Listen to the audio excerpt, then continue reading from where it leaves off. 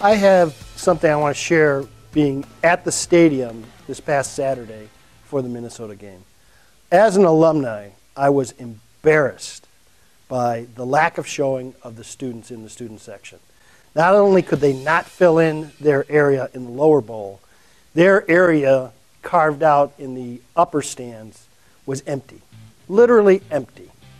And there's no reason for it. I mean, Michigan State at the very least should have a ticket exchange program that the students can at least give it to some needy other student that wants to go to the game. Right. Well, I couldn't agree with you more, Ted. I have personal testimony on my own daughter, Kelsey, who's at the Michigan State game, frustrated with the fact that all her friends, they want to leave in the second quarter. And it's like, are all the co-eds not interested in college football at Michigan State? This is where the University of Michigan blows away Sparty when it comes to student involvement. Granted, they do show up maybe 20 minutes late, but they're there 25,000 strong in the corner of the end zone. It fills it out, which blows away the accountability that Michigan State does in terms of the students. There's no comparison. Michigan State, from a student standpoint, is not a football school. Only the big games. They're spending too much time, obviously, drinking on Friday. They're probably hungover. That's why they're not showing up. They're very indifferent towards the team. I mean, they're front runners. And what makes that very significant is you get down to bowl season, and they're lining up. It's only up to a certain point where the standings you fall within the Big Ten matter. After that, it's all about the cash. Absolutely. And the cash means how many fannies are they going to put in the seats at the stadium, how many people are going to come down there and be in their hotel rooms. And when these bowls representatives go up and look in the stands and see virtually no one in the upper level or the student section, that does not bode well for Michigan State going head-to-head against an Iowa who travels well, right, a Wisconsin who travels well. Right. You know, it only helps us against Northwestern and Minnesota. Right, absolutely. Well, if, and this is a huge, huge if Michigan runs the table, which they're not going to, by the way. Yes, they will. No, they won't. Believe me, they're not going to. They'll barely win one more game. But in the outside, less than 1% chance they do run that table. The other issue is where do you stack up on that BCS? And that, up to the championship game tends to be a pecking order and a beauty contest. Michigan's going to win a beauty contest. Yeah, it will, because of the fact that the notoriety, Brady Hoke coming back. Their tradition. Absolutely, that's the winged helmet, the whole bit. That's a wonderful. You're talking about FH5, right? Yeah, whatever. Standard it's issue. It's a wonderful thing, and that's what I love about college football is that Michigan might even get an extra fair shake here when it comes to, what bowl game they go to. So we'll have to see how that plays out.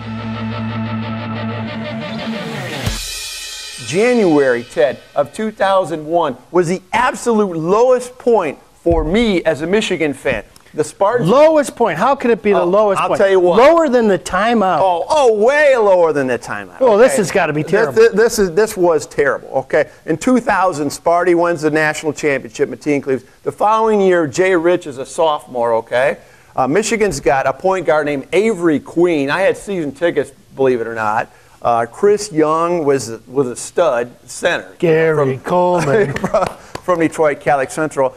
And so the Spartans come in there, and I'm all pumped up. I'm all jacked up, because the Wolverines are, this is where they're going to win this game. I just had this gut Finally feeling. turned the corner. Absolutely. Got them at home. We're going to sneak up on Sparty, okay? At Chrysler. So I'm at Chrysler Arena. Okay, the Wolverines come out. I'm singing the victors. I'm going, hail to the victors.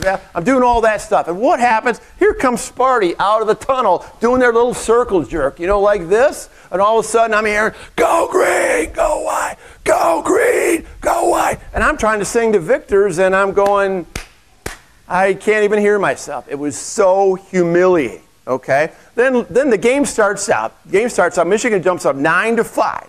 My wife's sitting next to me, a Sparty grad, and she's getting mad at me because I'm bitching about the playing calls and all of a sudden. She says, sit down. I said, hold on a sec, man. This is my game. This is my game, I tell her. And so she just, backs right off, okay? So about maybe like 20 minutes later, all of a sudden Michigan's not ahead 9-5. They're down 35-9. Okay, and she looks at me and she says, I guess it's my game now. So that was humiliation moment number one. Then I look up and my buddy Steve Adler sitting up in the gold. He's just the most anti-Michigan. He's the upper bowl. The upper bowl. And it's T-shirt time, and they're shooting these T-shirts up. And all of a sudden, up one, Adler catches this Michigan maize and blue T-shirt. A Michigan State guy. Yeah, a Michigan State guy. And all of a sudden, he takes it and he goes like this, right in front of all the Spartan fans. And they're all going crazy. They're taking over the arena. Michigan State ends up winning this game like 93-61. It was the lowest moment, Ted, ever as a Michigan basketball fan in 2001. I've seen a parallel that I want to share with you as it relates to Michigan football of recent times and Nebraska football. So I want to go through a litany of changes that both programs had and do a comparison, really. And I'll go back to when Bo Pelini was not given the job after the interim head coaching job, after the firing of Frank Solich. Mm-hmm. And they bring in the outsider, the NFL guy, Bill Callahan. From the Raiders. And Bill Callahan comes in and basically says, I don't care what the Nebraska tradition was. I don't care about this great tradition of walk-ons. I'm going to do it my way. I've been successful, and you just have to follow suit. And it was a disaster. That worked out well, didn't it? Rich Rod basically came in the same way. Absolutely. And there's good comparison. And there's a parallel between Frank Solich. What a lot of people were surprised at when they watched the Michigan State Nebraska game was Frank Solich was the winningest coach his first 3 years at Nebraska, ahead of Bill Devaney, ahead of Tom Osborne, and ahead of Bo Pelini. And the last comparison, I think this is a positive thing for the University of Michigan, I see a lot of parallels between Brady Hoke and his return to tradition and how he's coaching those players in the old Bo, Mo, Lloyd mold, and Bo Pelini, and what Bo Pelini did when he came back to Nebraska and brought back the red shirts, or the black shirts, right, and the walk-ons, and all those traditions. Oh, at Iowa, it used to frustrate the heck out of Iowa because they'd offer kids full-ride scholarships, and they'd say, no thanks, I want to walk on. I want to be one of those 150 kids on the Nebraska roster as a walk-on. I think, well, Michigan's going to win. They're going to win the next 3 games. And you always accuse this guy. Always, oh, you don't have the testicles. You never go out on a limb. You never make any declarations. Well, I'm going to tell you what. Michigan's going to, don't ask me why. This is like 1969. They're going to get hot right down the stretch. They're going to win the last 3 games, and that including beating the Huskers at home, the Buckeyes at home, and then starting with Illinois on the road down in Champaign. And my partner, his Sparties, win 37-21, even though he was sweating it down the stretch, as I witnessed on Saturday with text messages worried about Iowa coming back in the game. You had nothing to worry about. Nothing. No, it's one of those things where if you go back for the last 15 years, literally, you can count at least 15 to 20 games where a lead like that was never good enough.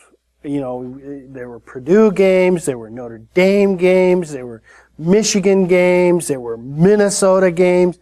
I mean, going back to 1995, it's just like you get this sick chill over you. It's like, been there before. Here we go again. Here comes the car crash. Yeah, I know.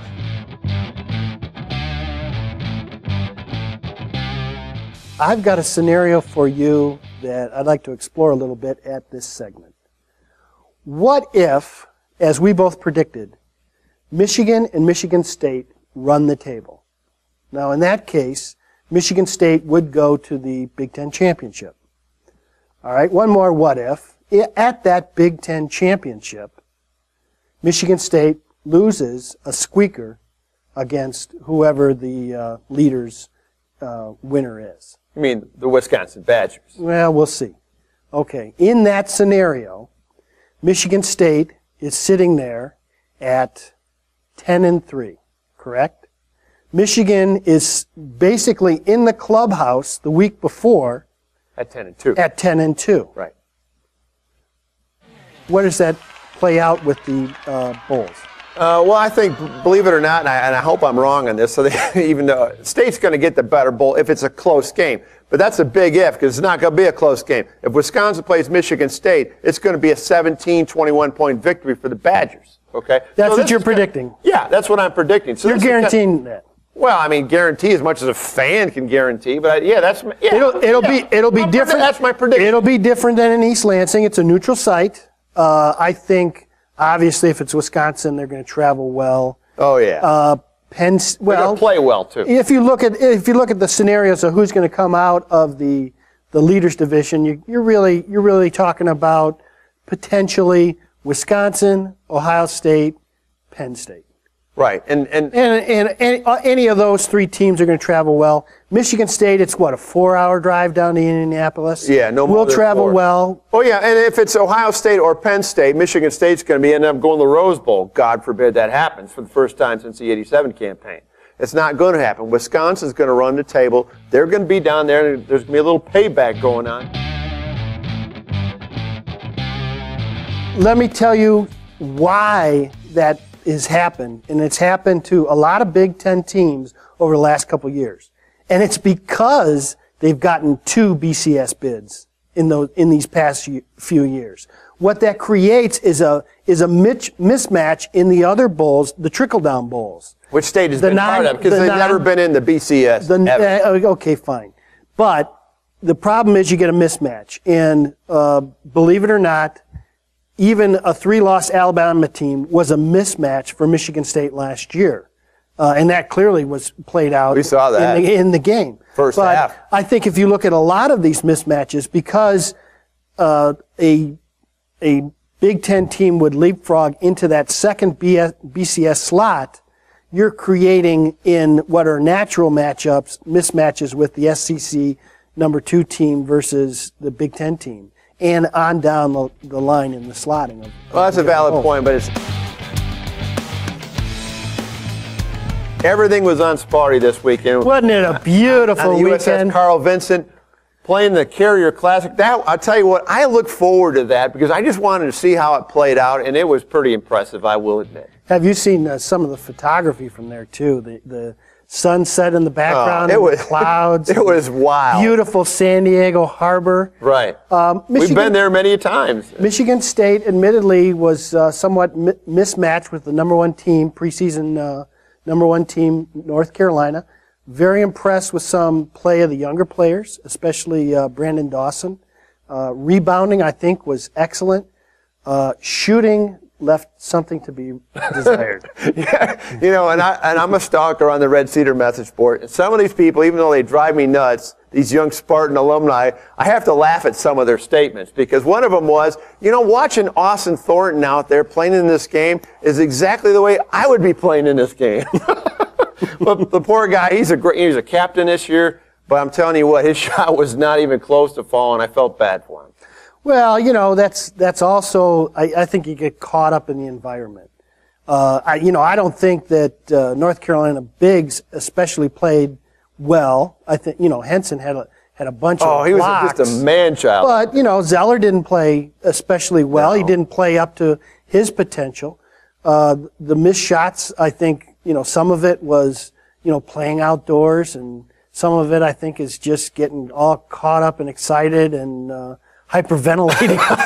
Yeah, I know. It was on hardwood, though. It wasn't like you're playing on a slippery playground surface, asphalt, whatever. But that had to be. They talk about the ceiling. But no ceiling there. When you play at Breslin, you don't have to take into account wind chill factor. A wind chill advisory is in effect for our area.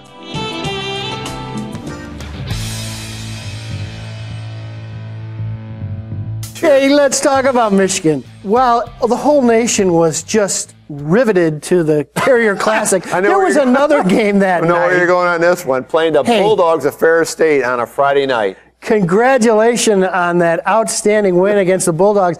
Now, here's where I'm a little conflicted, okay? A week earlier, we played Ferris State. Now, albeit it was an exhibition, it didn't count against our record. We won. How is it an exhibition game at Michigan State, yet when Ferris State goes 60 miles down the road to Ann Arbor, it's a W? Well, Well, everybody does that. I mean, you know, I give Michigan State a lot of credit for playing a lot, and Tom Izzo obviously wants to play the best, playing these tough teams. But when are they going to win one of these tough games early on? They seemingly can't do that. Have you noticed that in the last few years? Well, let me tell you what. It's not winning those tough games in October, November, and December that matters. It's winning those tough games in March when it really does matter. And I'll take Tom Izzo's record anytime. And winning those tough games in January and February in the Big Ten, like Michigan did last year, sweeping Sparty. Those are big games, too, and they're going to do it again this year. You heard it here first. What happened with Michigan State is just like with Michigan State basketball in the 90s when Tom Izzo came on board. Michigan went down in basketball with a scandal, obviously opened the door for Sparty. What Michigan did in football, Lloyd Carr goes out the door. They bring in a bad hire in Rich Rod, and opens the door for Sparty. Two different things. First of all, it was the biggest scandal in NCAA basketball history. What they did to Lloyd Carr was, I think, unconscionable. You know, you and I both know I was not a Lloyd Carr fan, but year in, year out, this guy delivered 10-win seasons, and in fact, the year before he was retired, he was playing for 1-2 in the last game of the season against Ohio State, and it just wasn't good enough for Michigan standards. In comes the outsider, Rich Rod. You know, you dug your own grave. Well, I know but that's the point. You know, hats off to Mark D'Antonio. I said when he was hired, the way you evaluate Mark D'Antonio is in his 4th and 5th year and beyond, because that's when he's got all his players into the program. He's got his starters in place, the kids that he's recruited. And, you know, like Trenton Robinson said, he hopes that the record that this senior class has is just held for 1 year, that next year's senior class breaks this year's senior class records in the winningest program. And I think that's going to happen. Well, they also... Who are you going to be cheering about? Michigan plays Nebraska, 1 o'clock at the Big House. Who do you want to win that game? Do you want the insurance policy? No. Or are you going to just take care of business at Northwestern? Don't want it. Just can't do it. Yeah, I cannot root for Michigan, even in this type of scenario where there's a lot to be gained with a Michigan win for Michigan State. It's an insurance policy. I just want to win it on our own merits. I don't want any help from you guys. Thanks, but no thanks. Mark, if you win Saturday, you'll clinch the division. If Michigan beats Nebraska, can you root for Michigan for a week? Nope, sorry, I can't.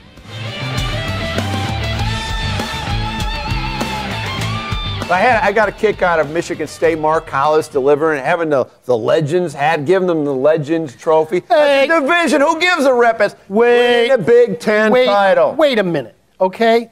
This from a school that claims at the beginning of every game that you've won 77 league titles, which includes a league title in 1902 with a 2-0 record. Now there's a league. It is what it is. Let me say something about recruiting classes, and this reflects on Michigan State's senior class. That was a senior class full of 2-star and 3-star recruits. Our 3 captains were no higher than 3-star recruits. Last 2 years, their record, 20-4. So I don't really care where you rank in recruiting classes. I care where they are in their 4th or 5th year in the program and how they produced. Because year in, year out, you're in the top 10. And it's only recently you've been able to get up to Michigan State's level. Welcome up to the airified cloud. Don't even go. But my daughter, who's a sophomore at Michigan State, Kelsey, is very frustrated because her fellow students in the student section at Michigan State proves that this is not a football school. They show up late, it's senior day, and by the time the seniors go down to greet the students as they traditionally do and sing the fight song, there's hardly any students there. You were a basketball school at Michigan State. I'm telling you what, to quote Lloyd Carr, your seniors deserve better than that. I got to agree. I mean, I cannot argue. As you can see from the photos that I took at the game, the lower bowl was representative for the first half. There was probably 2 rows at the top that weren't filled. But again, the whole upper deck was empty for the most part. And then after halftime, you're talking about 34 to 3 halftime lead. They had other things to do. It was embarrassing, and it was disrespectful to this senior class, the winningest class in Michigan State history. They deserved to have the students there to sing for the last time the Michigan State fight song after a great victory. The thing about it is, on October 15th, that wasn't an issue. This is a one-game student body. All they care about is Michigan. No, that's not true. Oh, yeah. No, they were packed in the Wisconsin game. They come to the good games. They come to the marquee games, but they're indifferent to the non-competitive games. Now, unlike, you got to say about University of Michigan, they sell 25,000 tickets to students, and even this is being Thanksgiving weekend. They will be there at that Ohio State game. Well, I'll tell you another reason why those students at Michigan stay in that stadium is what you did last week during the game. You put Pac-Man up on your beautiful widescreen HD TV. Power is out just temporarily. Waka, waka, waka, waka. Just temporarily, the power went out. That won't happen again. That's because those are super. What's next? Asteroids? You have a real hard time getting your hate up for Tom Izzo. Oh, absolutely. Same thing with Kirk Cousins. I'm glad he's gone because I want to start hating the next quarterback. He's hard to hate. Tom Izzo is hard to hate because he's so classy. He's a classy coach from winning and losing. He doesn't, dog and mock the opponent like Mark D'Antonio does. He's got a lot of class, which Mark D'Antonio has no class. So it's hard for me to not like Tom Izzo. Let me say on the flip side, admittedly, I have a very hard time getting up a nasty for Brady Hoke. Brady Hoke's is a very down-to-earth kind of guy, very un-Michigan-like in that regard. I had no problems getting all lathered up over Lloyd Carr. He was a great coach to hate because he was so arrogant. This was a guy that used to be driven from the Schembechler Hall with a driver over to Chrysler Arena for his weekly press conference. I mean, that's about... Time is money. That is about a 5-minute walk at most. It's not a conducive walk. You got to go over and the other thing railroad tracks, and it's hard. It's not a good walk. Was this police escort. He's got 2 guys in Michigan Stadium, 2 police escorts in the big house. What's the problem? That's been going on for 30 years. Bo had police escorts. Is he going to get nailed with marshmallows? I mean, that is so pretentious. That's why in the Big Ten basketball tournament, they had to stop playing the fight songs because they'd play Northwestern. There'd be a nice little, That's called respect. They'd play Michigan State. There'd be a little respectful clap and sing along. They'd play Michigan, and you got booed out of the stadium. When you boo somebody, you're paying homage to them. You're respecting them. That's not true. If you're irrelevant, you're indifferent. No, when you boo, totally indifferent. When you boo along with your fellow people from the Big Ten, it means we mutually hate you. Well, whatever. Go ahead and hate. The students aren't going to be there. It's Thanksgiving weekend. There's going to be a lot of Spartans in there, either visiting or they live in Chicago, or it's a great 3-day weekend to go there on Friday, go to the game on Saturday. My family's doing what we regularly do when we go to Chicago. We're going to Second City. I would recommend that to anybody. Funniest stand-up. And the game, noon kickoff, so I got to figure out how to go from the Hilton Garden Inn right there by Michigan Avenue, take the red line to the purple line to Central Avenue and walk into the game. It's good because, like we've mentioned before, the parking, you got to have a premium parking spot to go to Ryan Field. But a great setting there as far as going to a game. You don't have a crowd that's in your face.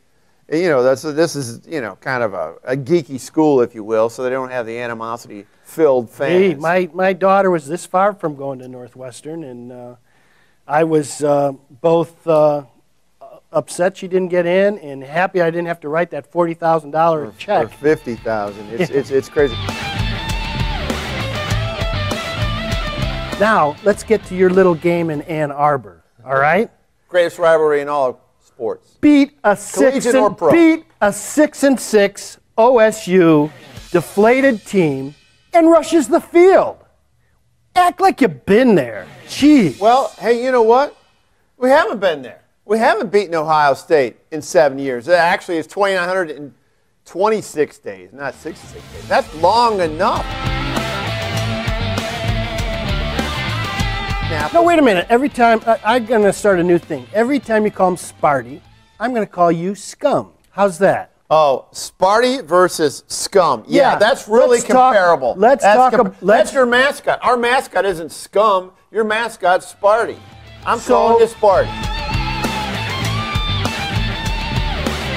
Walk a mile in Wisconsin shoes. You know, they had 2 weeks there, back-to-back heartbreakers. You know, they had a situation where in the last game on the October 22nd, there was a lot of second guessing the following week. Was it conclusive to overturn the call on Hail Mary Rocket? Well, you know, fast forward to Saturday night. Was it conclusive to overturn the catch, Keyshawn Martin's catch? You know, you could argue it wasn't conclusive. You know, but you know, the Lord giveth, the Lord taketh away, as you said. As far as Michigan going to the BC Sugar Bowl, fine. I mean, they get the $10 million, but they get it for the league. They spread it out. You know, don't diss on Michigan. They get $10 million and they spend 12. They spend like a drunken But they're sailor at their Michigan. bowl They games. can do that. And the reason they're going there, because they're America's team. Because everybody wants to see them. That's why they jumped over TCU. You're getting ahead of yourself. That's why they're playing in Sugar Bowl. Because they're American. Because everybody wants to see them. No. They're a brand. Okay, they are America's team, like the Yankees are America's team, like the Cowboys are America's team. They have a broad following and hatred. So they have a broad audience. The biggest question is, it's a game that we like to play, that I used to play with friends, is trying to guess, or doing the over-under on the attendance of some of these games. All right. And you got to go with announced attendance because, you know, you can look in the seats, and this is always laughable because they don't even show the punts because the punts go into the air, and then you can see the upper deck. And the end zone shot's got to be tight, too. Some of these bowls have the tightest camera angles that you can possibly imagine. You're lucky to see over the heads of the people on the sidelines. What they're instructed to do is to find the parents, find out where they are, and have every shooting angle go over right so they're the backdrop.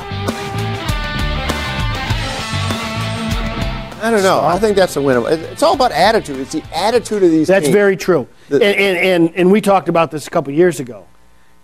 Almost the stone cold lock of the bowl season is you pick against the team that felt they got slighted in the bowl that they ended up in. Right.